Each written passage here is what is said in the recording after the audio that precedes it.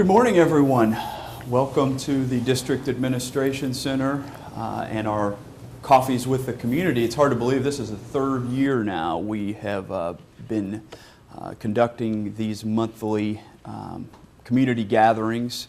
And this year we mixed things up just a little bit in the fact that starting an hour later, we heard some feedback from some of our late start schools and the desire to they would like to be able to attend, so we heard some of that feedback and decided we'd try this from 10 o'clock to 11. So that will be our regular monthly time, and we'll be getting a detailed schedule of our remaining coffees throughout the year. This is just a good opportunity for us to give you an update on the district, to also dive into some of the various district topics that our parents and community may be interested in. Over the last few years, we've had topics ranging from bullying in schools to cyber safety, just all kinds of different topics that we feel are important. And I talked about feedback a little bit earlier, and we would love to hear feedback from you, maybe some topics that you feel would be important for us to cover. We have some open dates coming up second semester for sure, and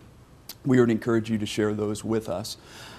Today is an exciting day. It's a good opportunity for us to introduce you to our new superintendent, Dr. John Jungmann, who began July 1st in his role. He has been with us for over a year now, serving as the deputy superintendent last year. As you can see, the two chairs behind us, we're going to have a little conversation. Myself and Dr. Jungmann will talk about not only himself and his background, but also a lot of the important topics facing the district as we move into this 2013-14 school year. I thought we would begin, though. We had our staff convocation up at Liberty North in early August, the chance for our staff to get together in kind of a pep rally atmosphere, and we convened in Liberty North, and we had a video that we played, the staff, to meet Dr. Jungmann and actually to introduce him to them. Katie Dennison, our young lady with Channel 18, she and myself had a chance to go down to the Monette area over the summer and spend a morning down talking to some of the folks that he not only worked with, but a couple that had a big influence on his life, and it was a great trip. And I thought we would start this morning by playing this video for you, and then I'll introduce you to our superintendent. I think obviously John's personality is such he's got born leadership skills, no doubt about that. And basically he brought to us those skills and made himself into a wonderful superintendent from the start. He really had no hesitancy in the role of superintendent. On July 1st, 2013, Dr. John Jungmann officially began his tenure as superintendent of Liberty Public Schools. It has been a fast rise to the top for the 37-year-old Southwest Missouri native. Prior to his service as deputy superintendent in LPS for the 2012-2013 school year, Jungmann was the superintendent in Monette, Missouri for a total of 4 years, following a fast progression through the ranks as a teacher, coach, assistant principal, and principal. Earlier this summer, we returned to his roots and quickly found out he had gained respect and admiration from past acquaintances prior to coming to Liberty. First memories of John, I've known him since he's like 2 years old. He lived in the same neighborhood we lived in, and known him all those years. And when I think of John Jungmann, I just think of a good person. You take all the other characteristics he has, he's always, since he's been young, all the way through adulthood, has been a wonderful person. Very driven, has a vision for what he wants to accomplish, but doesn't run over people to get to that vision. He works with people to make it a mutual vision. Leader, hard worker, and innovator are just a few buzzwords you will hear from people when describing Dr. Jungmann. He's a visionary.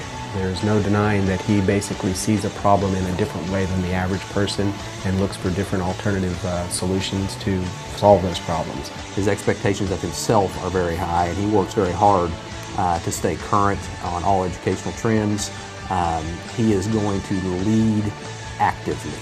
He's not going to sit in his office, central office, and try to lead from a chair. With Dr. Jungmann now settled into his new position, leading one of the largest and most successful districts in the state, what should we expect from him as we look to the future? You can choose that this is an opportunity. This is an opportunity to do something better than we've ever done it before, but it's going to require some hard work, some hard conversations, some flexibility, and some comfort with change that we've never had in our system before. You know, I've been in education since 1969. I've been doing this a long time. And one of the biggest concerns we have in education is ethics. And the thing about John is he is so ethical, and he's a type of person, he's a straight shooter, he's honest, and he doesn't just talk the talk, he walks the walk, he lives that life. He's outstanding. He's got the whole package. He's always making sure that the children's needs are first and foremost. If it's not good for the kids that it's under his supervision, it's not the right program for us. He understands the school business, he understands the political culture that schools operate in, and I think he's going to do a very, very good job leading the district. Please join me in welcoming our new superintendent of Liberty Public Schools, Dr. John Jungmann.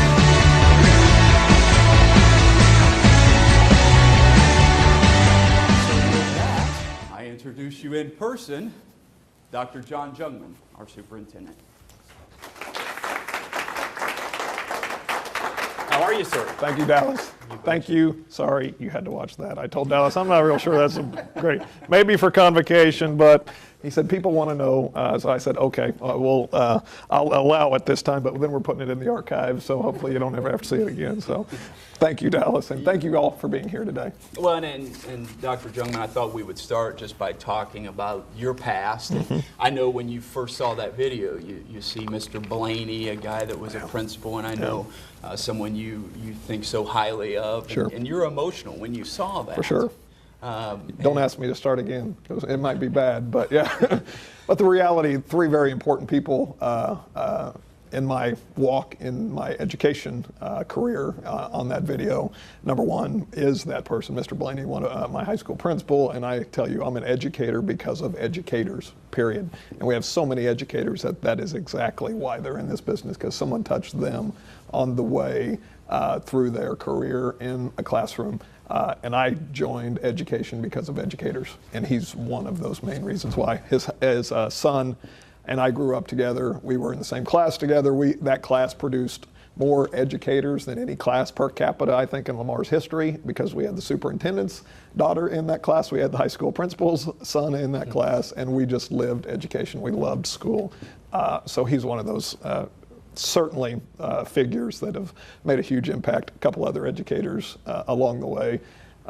Tony Armstrong, a high school teacher and coach. Mary Kuhn is a high school communication arts yearbook teacher that I had that just absolutely drove me to try something beyond what I thought was capable. You know, I come from a great family. I'm the last of 6 children and 3 sisters, 2 brothers, but blue collar, very much blue collar. No one had ever attended college before, and my parents had great expectations for me to do well, but college necessarily wasn't that path for our family.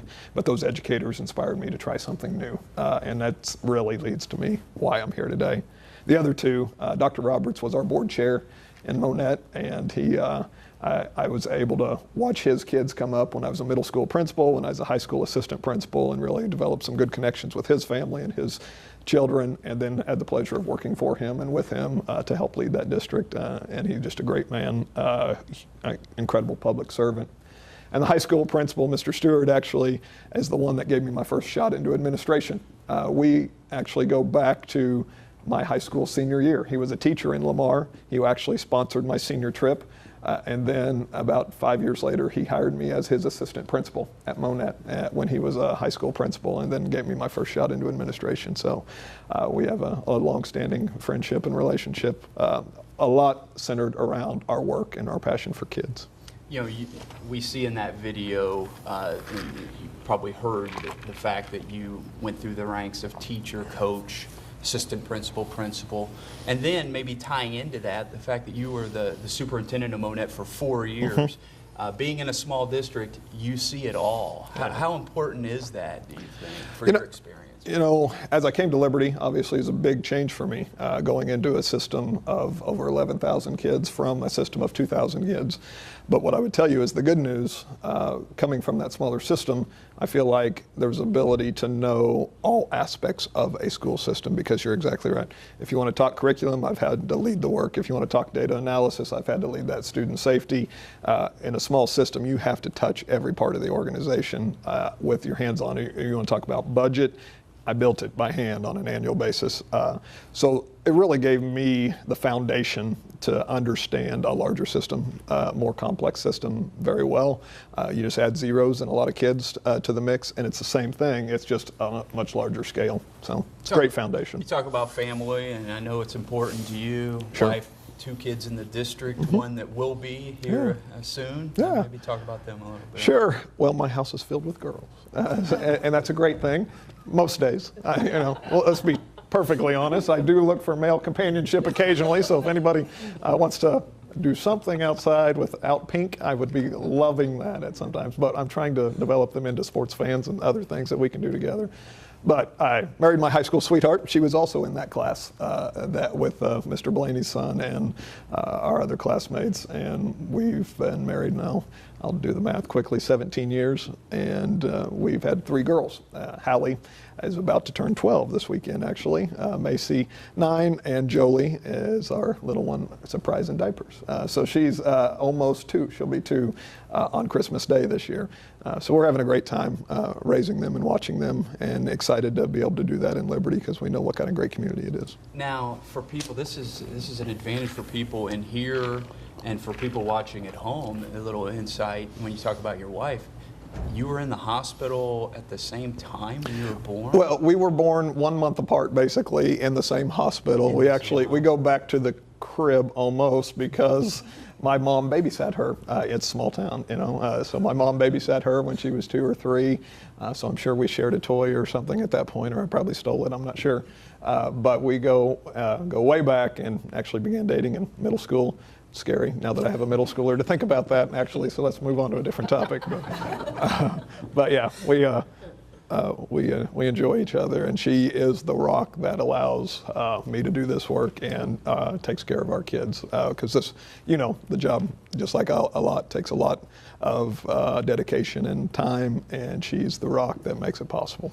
Now, when we were preparing for this meeting today, I didn't know you were going to bring some props with you. You know, I had this one in my hand this morning when I left the house, and I thought, well, this would be an appropriate one to carry with me. I might get booed by the crowd. I don't know. He's an Arkansas Razorback fan, so. Southwest Missouri is much closer to Arkansas than it is Mizzou, so that's where your loyalties almost fall naturally down there. So I've been a Razorback fan for decades. Well, and we look forward to getting to know you even more, and I know the community does as well as we move along. But sure. Thought we'd talk about a lot of the happenings going on, and there are a lot right now. The school year's off to a great start here in 2013-14. You pleased with how we're off and rolling? It's been a great start, Dallas. We know that we were not that we weren't confident, but we knew there was a lot of change going on this year. Reconfiguration. We moved more people in more classrooms and more buildings, and changed bus routes, start times, all of those things that aren't easy to make a change. And it's went as smooth as can be expected. There's never going to be a perfect transition when you have those things. You're going to discover things, and things will need to tweak throughout the year and tweak next year. But considering all the changes, Scott Carr, Mr. Brewer, the board that did the planning around reconfiguration, I think they did a tremendous job, because it's been a great start with considering how much change has been popped into the system in the last few months. Yep. I also want to let our audience know, failed to do so at the beginning of this, be thinking of any questions you might have during at the conclusion of this. Sure. As every month during this series, we will have Dr. Jungmann here, so he will be able to answer any questions that you would have.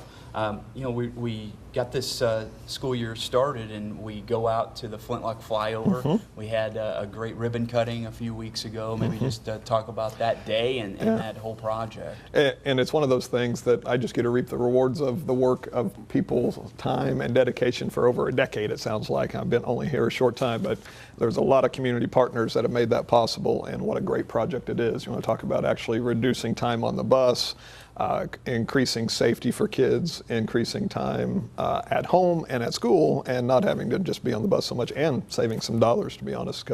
So that project's really paying off for the district in a lot of ways, and we appreciate everybody that was committed to making it happen. I hope some of the people in the room are benefiting from it. It's not only if you use the flyover, obviously, hopefully it's clearing out traffic at other locations. And obviously the interchange up to the north will hopefully be done in the next few months, and that's another big step forward. So those projects, I think, are another example of community partnerships that are good for kids, good for our community, and set us up for a successful future. Outstanding. A lot of talk, buzz about the Liberty Leads, the digital transformation. Sure. That taking place at the time of our meeting. Right now. Yeah, right now, as laptops being deployed at the high schools for students in grades 9 through 12. Also pilots that have taken place back into the last semester, over the summer, and moving ahead. Maybe summarize that for us. You know, and that was a project that really came out of some people's work in this room. If we think about Vision 2020, a group that the board put together, had the vision of putting together prior to me arriving, and said, let's get a group of stakeholders, of parents, of teachers, of kids, of community leaders, administrators, and talk about what's the future look like for Liberty Schools. What's our vision of moving forward? In 2020, what's this system want to look like? So we had those conversations, and we talked about technology, the future of learning, and how it's going to change, and how we, as an education system, need to work on that and work on it quickly. We also talked about our growth challenges as a number 2 main issue. And then we talked about community engagement. Those were really the 3 topics that rose to the top from the Vision 2020 team. Through that work, we began to really dig into what they said the most immediate thing is, let's talk about kids. Let's talk about their learning environment. Let's talk about making sure that when they leave our schools, they're prepared for college and careers. And what does that look like? And it doesn't necessarily look like just a textbook and writing on paper anymore. We know that research, investigation, collaboration is going to be done in digital forms. It's going on in college right now. It's going on in most people's work. And we have to make sure that when our kids leave here, we're prepared for that. So we began pilots, we began investigating other school districts, and we came up with the Liberty Leads platform. And LEADS stands for learning, engaging, achieving, and discovering with our students. And it's not about technology, and I think that's the important thing. Digital is the means to the outcome that we want, which is preparation for their college and careers. Without that tool, we're not sure that they can be prepared, but if we just use the tool like we've used it in the past, it's really not much of a benefit. It's about our teachers engaging with them, learning, engaging, and achieving, discovering. We love that word because it's a new thing. It's a new concept of we really want our kids to discover and create more than just rote learning and testing and some of the things that are put on us, to be honest, from the federal and state level that might not really align with what the job needs are in the future. So this is an exciting time for Liberty Public Schools. If you talk to a lot of teachers, if you don't think they're nervous, not nervous, you're crazy. But they are excited. It's a nervous energy that has excitement in it because they know that there's a potential. But the potential is only that if we don't do things right. And we've put a lot of staff development behind this. We're going to continue to do that. It's not a one-shot deal. This is a multi-year process of making sure our teachers use those tools effectively to reach our kids, and that our kids do the exact same thing. We want them to be prepared that technology is not a toy. Technology is a tool for the workplace and for college, and we better prep them on how to use those things. So the rollout begins. So seniors and juniors already have them in their hands as we start today. Sophomores are getting them as we speak today. And we look forward to seeing how it progresses. Another element to that, and I know we'll get to facility master planning, but it really begins to reshape how we use space and time. And that's a critical component for us as we think about the future of Liberty Public Schools as it continues to grow. So that growth issue, this is another way to get at it because mobile technology allows us to rethink space. The lab concept, an event space for technology goes away. You get to recapture all those labs for actual regular classroom space or flexible learning space, and we're able to capture probably by the time we're done, more than 20 classrooms out of the lab setting across our district, probably many more than that by the time we're actually fully implemented if we get to a K-8 implementation. Yep, and we will definitely chat more about that. Yeah. You talked about the facility master plan. I did want to hit on, though, the strategic plan work Sure. that's taking place. Yeah. I know there was a board work session There earlier in was. the week. Maybe provide an update on that. Yeah, what I would tell you, and I just brought the header 2 pages as an example of what the work looks like. This conversation obviously started many years ago, and a lot of foundation work went into what's the mission and what's the vision of this school district and what are the values. We've taken that foundation and fine-tuned it to make it very concise, make it very understandable for our system so that it can be embedded. And then the real work begins. Okay, what are the 2 goals that this system wants to accomplish, and what are the action steps that we want to do? So the clear mission we've kind of narrowed down to inspire and equip all learners to discover their voice and their unlimited potential. And I think Liberty is unique in that. It's not just about let's get a high ACT score. It's not just about a high MAP score. It's about let's discover what kids can do and what their potential is, and let's get them plugged into those things. That's an exciting thing to be a part of. We also set a new vision, a vision of a community that is future focused, that is not just about status quo and prepping kids like we prepped them in the past. So a future focused education community that instills a passion for lifelong learning. We want kids to leave here passionate about the continuous work of learning. It doesn't have to be book learning. It doesn't necessarily have to be even job learning, but we want them to grow. And so how do we instill a passion? Well, we have to have that passion in all of us as educators, and we have to have a community that has that exact same passion and draw them into the process. We can't do this work in isolation, and I think that's the key thing that we have to know is this is a community effort. We serve one role, but the community is a partner in this work, and how can we draw their passion into our system?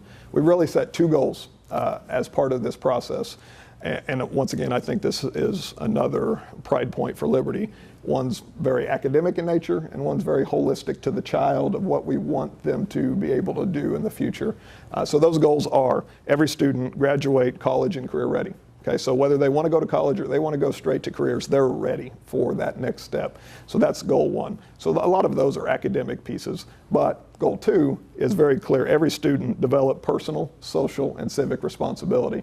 A well-developed student or a student that just walks out with academic skill sets is not necessarily always going to be a great employee or a great community member. So what can we do as a system to make sure that we're really developing them to understand a community, to understand how you give back, to understand how you contribute to the larger cause, other than just basically getting a job, making money, and providing for your family. How do you take care of everybody collectively? So 2 goals: be ready for college and careers, and be ready to be part of a community. And we think that that serves and sets up Liberty for the future. So those are the goals.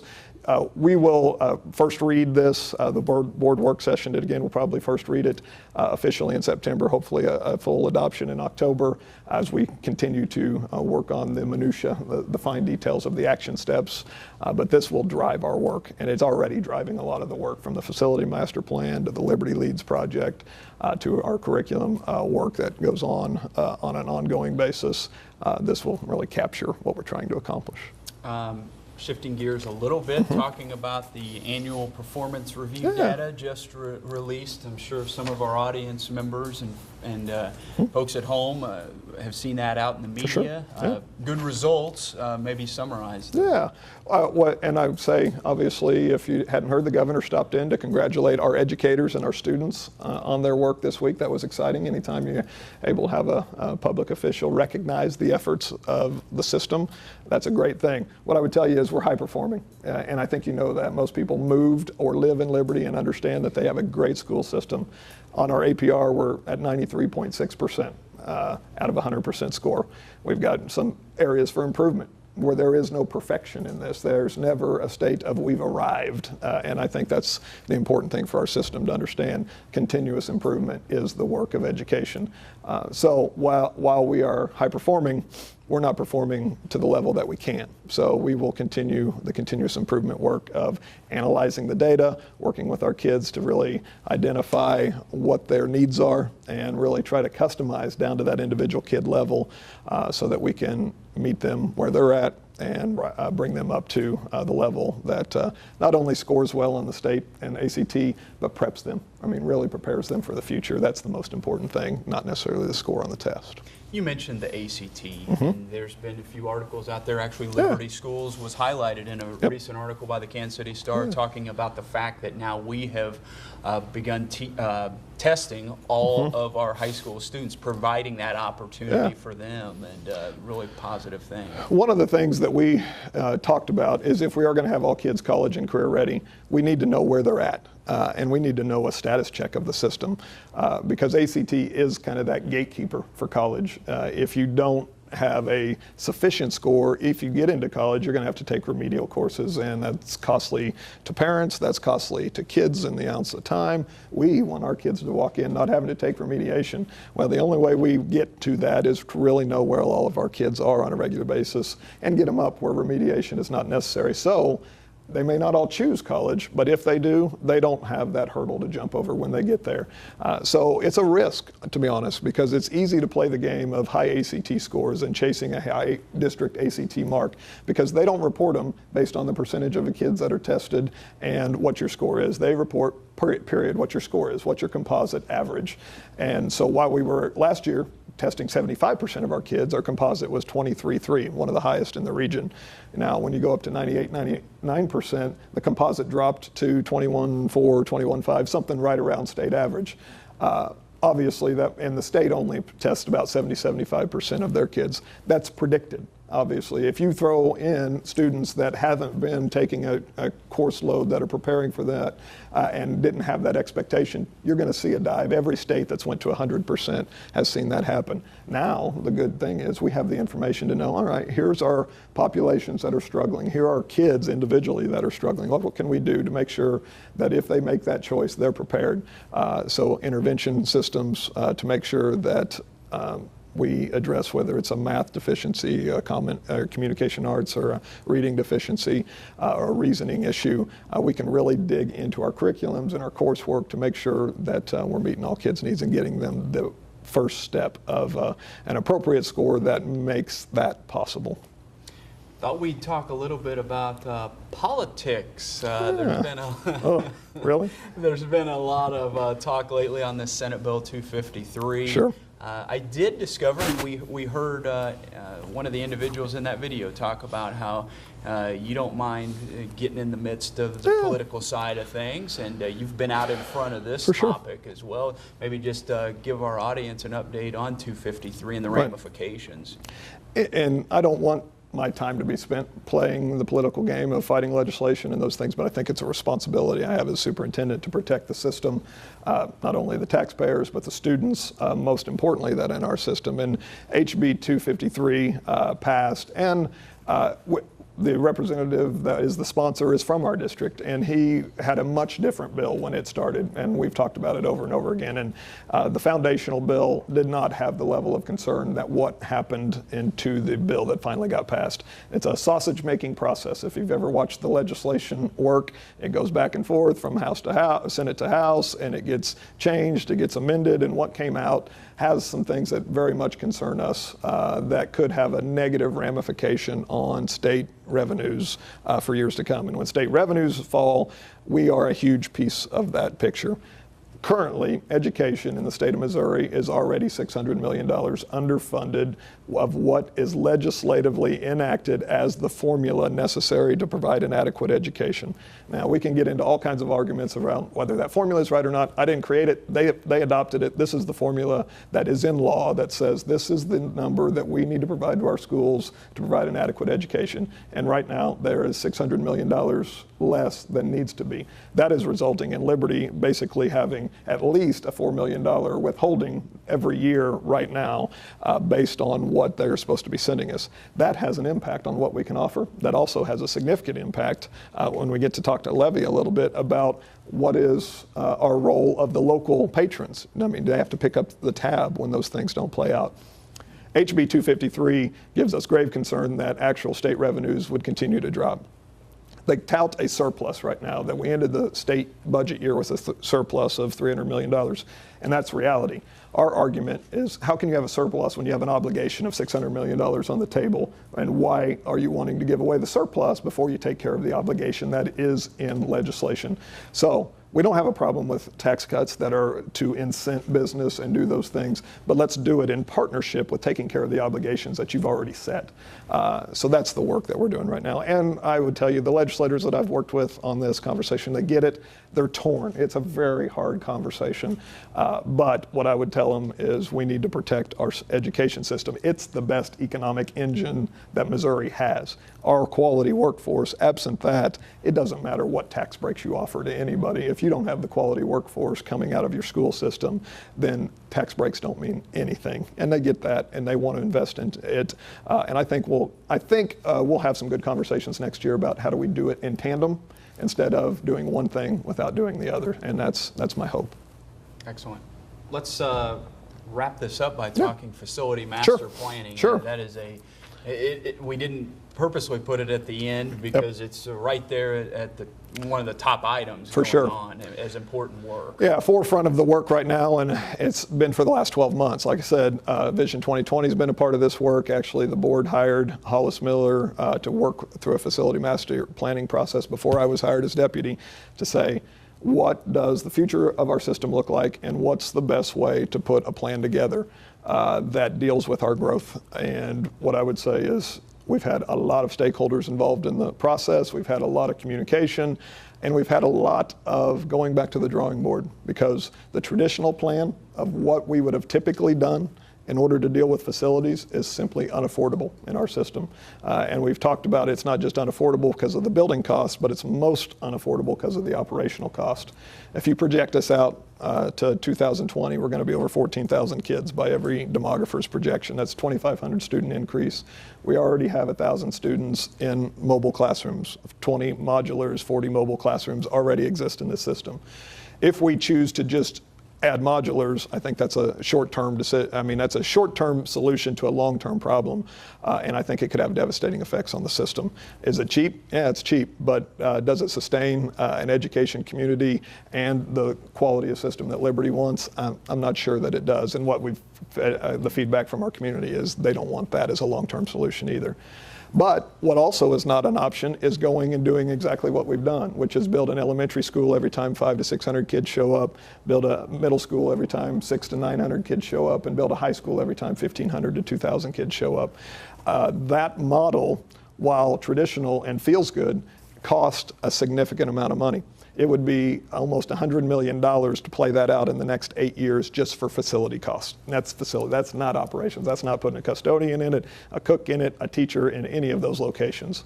So that model is something that's probably not achievable because to couple the fact of the $100 million facility cost, the real cost is operations. Operations 80% of our budget, and to staff that with the teachers, staff it with the custodians, staff it with the cooks, and the other operational issues, the heat, the air, all of those things that come with it, it would roll our levy up so far that it would be unaffordable for our system. We're talking multiple dollars of levy to buy the system you have right now. 7 to 8 years from now is what our projections would lead to.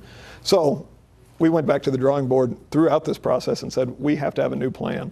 And that plan couples with using technology different, looking at staffing different, looking at additions for efficiency instead of the traditional additional sites. We have to think differently, and we think the model that we've put together in this two-phase plan of facility master planning, and if you haven't seen it, it's on the website. Every board meeting's had a kind of a copy of that as it's developed. That facility master plan controls, it actually reduces the traditional expenditure for facilities by 37% over the next 7 years. So it reduces several $1 million off of that and significantly controls operational cost by much more than the $30 million in facility cost because those are annual expenditures. The other work, obviously, that's been done behind this is the investment in technology, because that allows that space to be flipped and used differently. Our goal is to reduce square footage per child in our system by 10% in the next 7 years. we think that that's a very achievable goal. It's not the way that most schools look to solve problems, but we think it's the most efficient way, the most effective way, and we can still deliver a high quality learning product, and we actually think a better quality learning product by thinking differently about how we shape time, how we shape space, and make it affordable for our patrons. So last month, just a few weeks ago at the board meeting, the board unanimously voted to place the 36-cent levy increase on the November 5th ballot. Maybe, and actually this is a kind of a tease today, because next month, and looking at my calendar, on October 10th, as part of our Coffee with the Community, will be a part of our community presentations to really dig into the specifics of that plan. But maybe you've talked a little bit about it. If you could maybe just summarize a little bit more about this proposal. Yeah, and what I would tell you first is, if you need information about it, please let Dallas know, because we have a schedule of community presentations that's already in place. We'll be getting that publicized, but if there are groups that you need us to get out and make sure people have information, please let us know so that we can get those scheduled. But what it is step one in the facility master plan. This is a two-phase master plan. This deals with our immediate needs and gets us out to 17-18, and then there would be probably a phase two in around 2018, 2019. What it does is it focuses on additions instead of new facilities. It allows us to get rid of the modulars in our system. It allows us to grow up to 2017, 2018, hopefully without adding modulars back. Obviously, those are demographic projections, and if they pop and they explode again because of an increase in housing market, then we'll have to adjust. But it still uses only modulars as a short-term solution when we do that. But the immediate removal would be the number one goal. So we'd have additions to our elementaries that have modulars. We'd have additions to our high school that has modulars. We'd also have additions to Liberty High of a gymnasium and an athletic area, wellness center.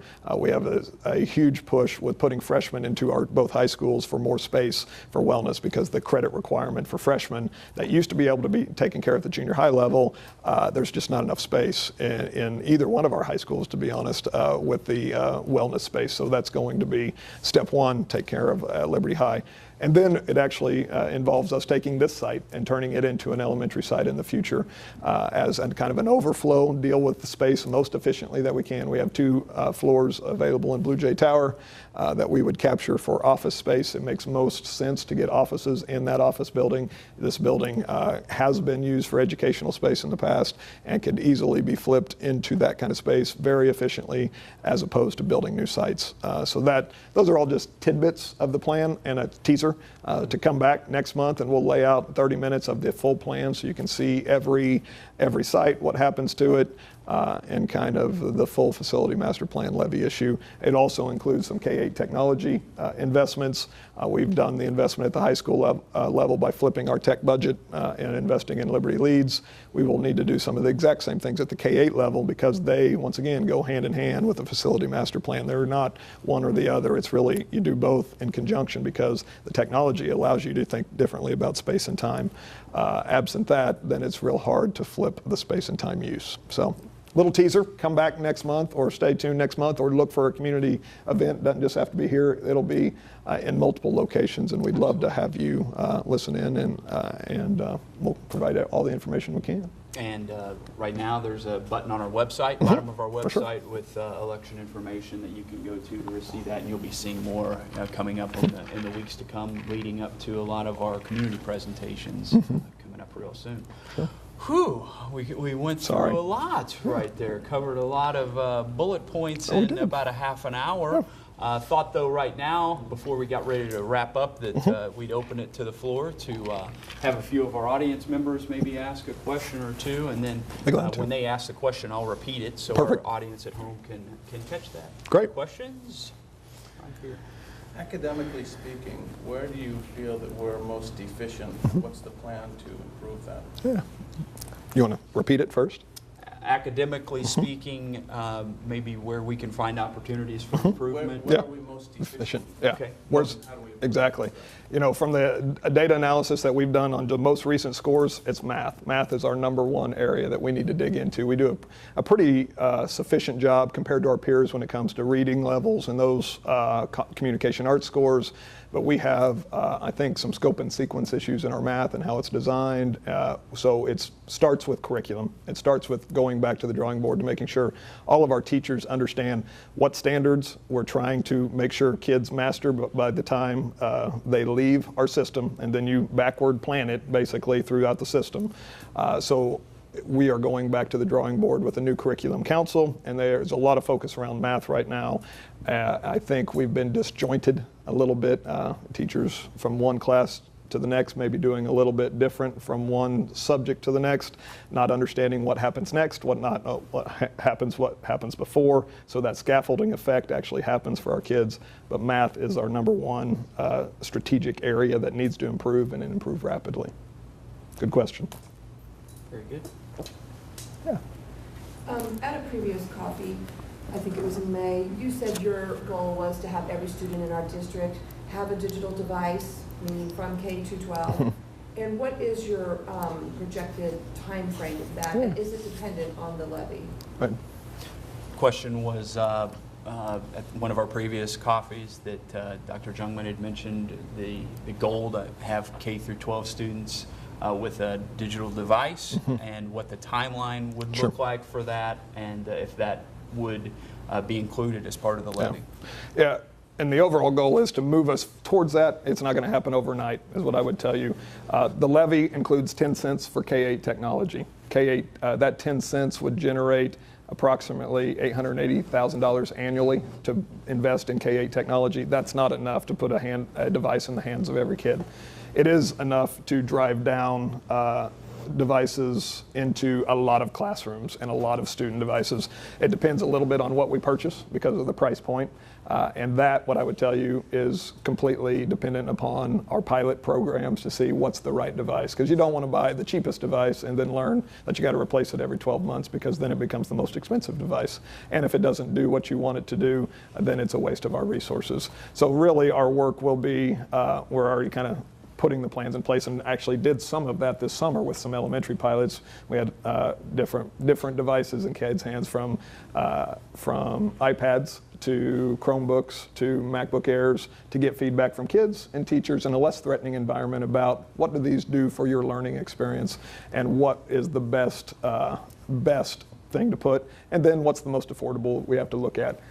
So we will be putting, if the levy passes, okay, because it is dependent. I mean, I don't have $900,000 to invest in K-8 technology if it doesn't pass. Does that mean we'll stop having conversations about technology? No, because I believe it's the right move. So we'll have to get creative about how we change other expenditures to drive that work, because we're still going to need to think about space and time and using technology differently. So we'll have to go back to the drawing board on how to get those resources. But if it passes, immediately in the spring, you would see pilot projects at the middle level and elementary level to really dig in. Is a 1-to-1 environment appropriate for this level, and what's the right device? Or can a 2-to-1 environment work at K2? In my previous district, that was kind of our goal, was a 2-to-1 environment start at K2, and then a 1-to-1 environment 3-8 until the resources came, and then you could try to drive down those opportunities for kids as resources came available. So hope that answers your question. And on another kind of, something that's being tried at my daughter's school, and I believe it's your daughter's school, the computer class is separated by gender. All the girls are together in computer class, and all the boys are together in computer class. Yeah. What are your feelings about that? You know, I mean, I don't know Boys and girls specifics are on that, to be honest. I mean, I don't know Girls are specific. different. They are, for sure. There's a lot of research that is split, to be honest, on that. And I don't know the specific work that they're doing, or the project they're doing, so I don't want to speak to that. But I can speak to but it is affecting your daughter. gender separation. Yeah. I haven't heard from her about that, to be honest, so it hasn't been a stressor for her, but something that we can talk about for sure at the next dinner meal. But what I know about those research is you can find it that says both ways, that there are advantages sometimes, and then there are research studies that say it really doesn't make any difference to split out boys and girls. So I'm not sure that I have an opinion one way or another that's conclusive on should you do that or should you do it in certain pockets where it makes sense.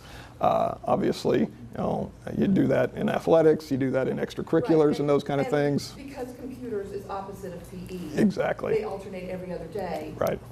I think functionality was probably a better Probably. reason for doing that. And I'm guessing that's exactly why, not as necessarily a design They around. said that was, they are trying this the first year. Yeah, interesting. Yeah, so I don't know specifically on their goals on that individual project, but it's split is what I would tell you. What I've seen in the research of it can be done well and it can be done poorly, just like just about everything. It's about implementation. Good question. On this topic, what is the plan with all the devices in the hands of the children Yep. for, number one, making sure there's appropriate internet use, and number two, addressing cyberbullying? Sure. Because I think it'd be naive to think that they're all going to be angels, because Perfect, you know, high school kids don't. They're not angels now. They won't be angels with that for sure. So Dallas, go ahead. Just the question, just the concern about cyberbullying, Yep.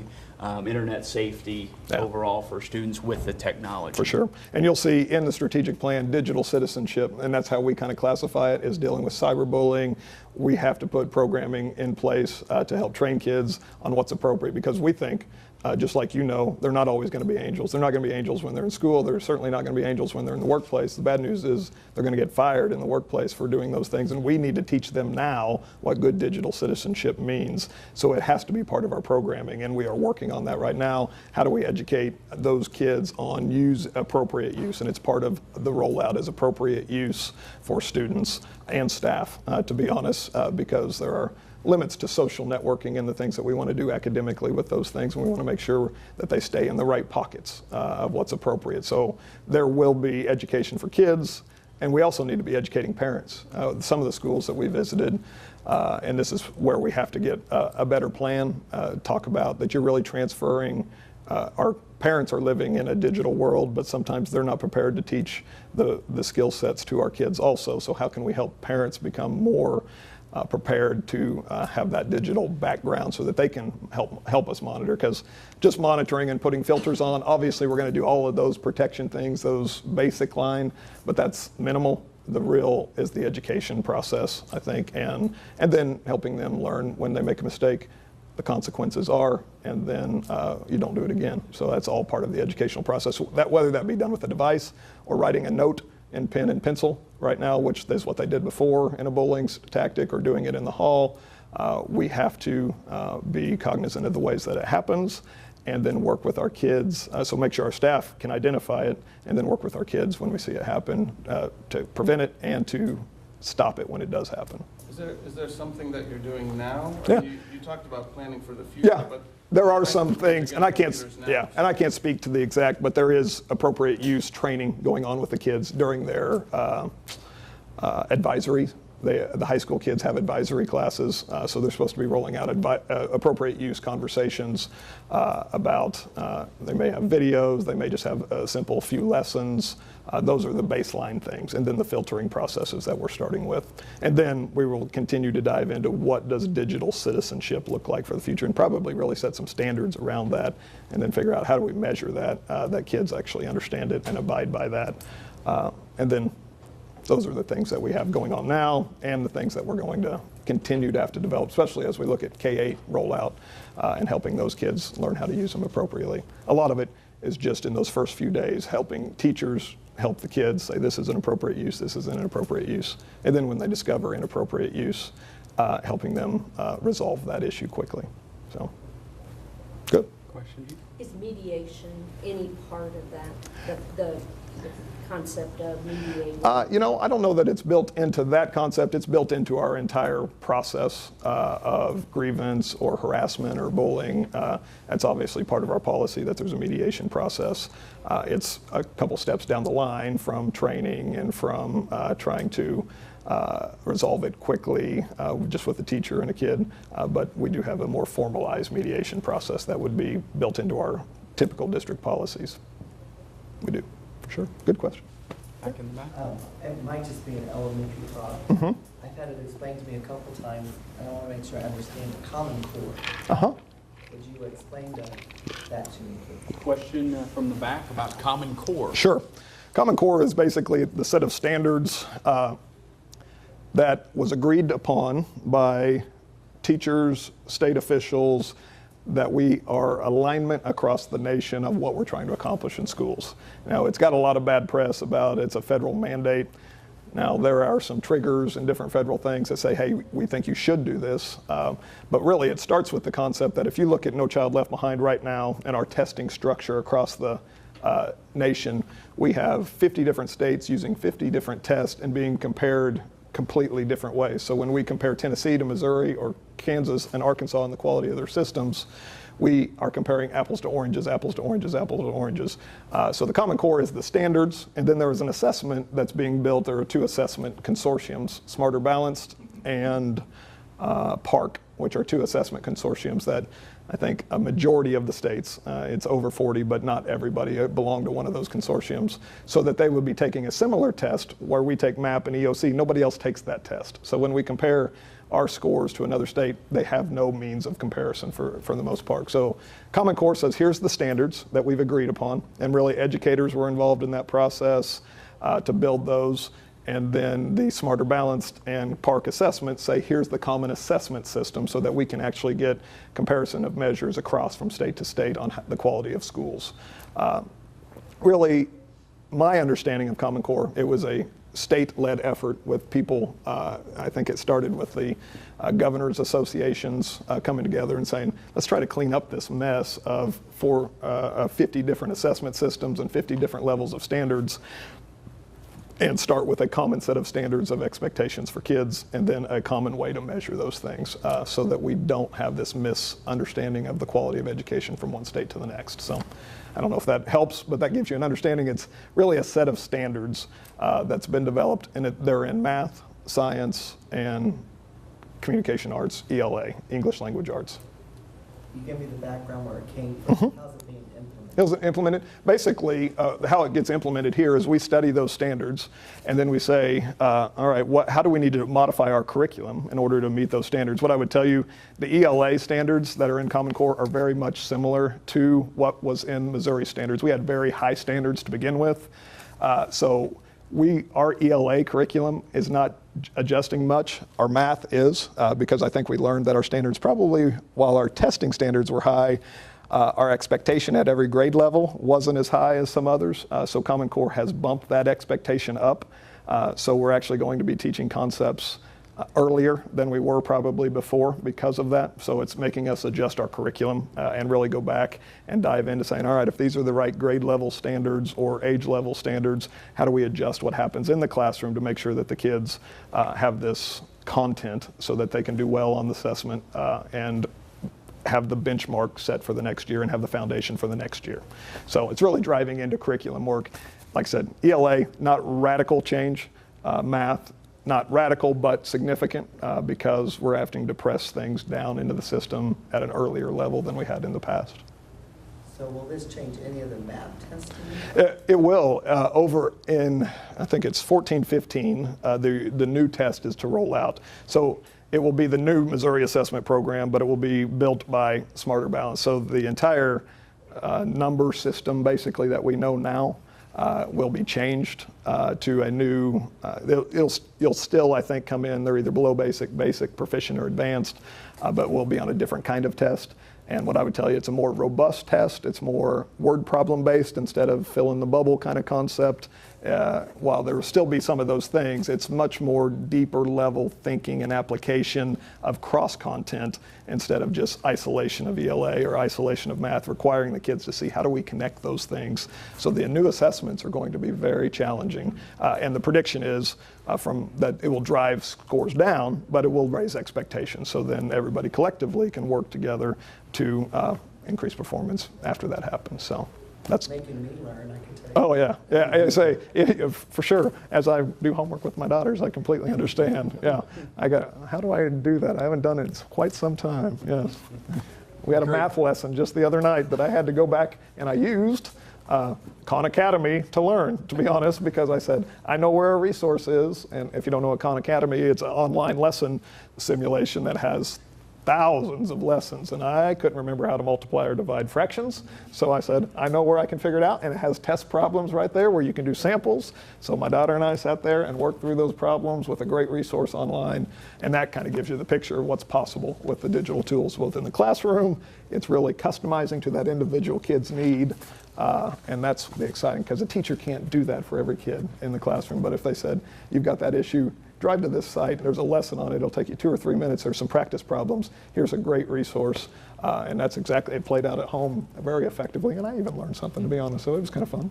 Let's squeeze in one more question. We're coming up on our Yeah. How do you spell Khan Academy?